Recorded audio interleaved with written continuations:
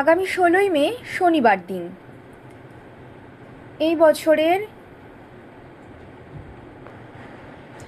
মানে 2026 সালের ফলহারিণী অমাবস্যা, একটি অত্যন্ত শক্তিশালী তিথি। এই অমাবস্যা তিথি শুরু হচ্ছে আগামী 15ই মে শুক্রবার শেষ রাত 4:02 এবং অমাবস্যা তিথি সমাপ্ত হবে 16ই মে শনিবার রাত 1:51। নিশি পালন এবং উপবাস 16ই মে শনিবার ওই দিনই হবে। গঙ্গা স্নান ও দানের শুভ সময় ভোর সকাল 6টা থেকে শুরু হচ্ছে। এছাড়া মাহেন্দ্র যোগের সময় হল সকাল 5:48 পর্যন্ত সকাল থেকে, আবার 9:22 থেকে বেলা 12:04 পর্যন্ত।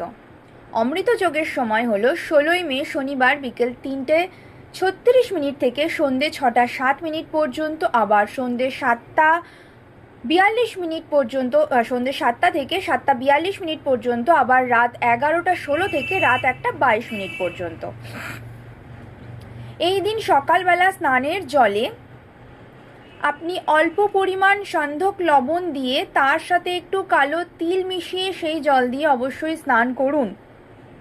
এতে করে আপনাদের যে শরীরের মধ্যে নেগেটিভিটি বা ঊর্জার মধ্যে যে নেগেটিভিটি আছে, আপনাদের যে কোনো কাজ করতে ইচ্ছা করে না, মন ভালো থাকে না, যে একটা নেগেটিভ অরা তৈরি হয়েছে আপনাদের চারপাশে, সেটা কেটে যাবে। এটা এই দিন আপনারা করার চেষ্টা করুন, অবশ্যই করুন। এছাড়া এটা তো গেল আপনাদের শরীরের নেগেটিভিটি, এবার আপনাদের ঘরের নেগেটিভিটি কী করে দূর করবেন?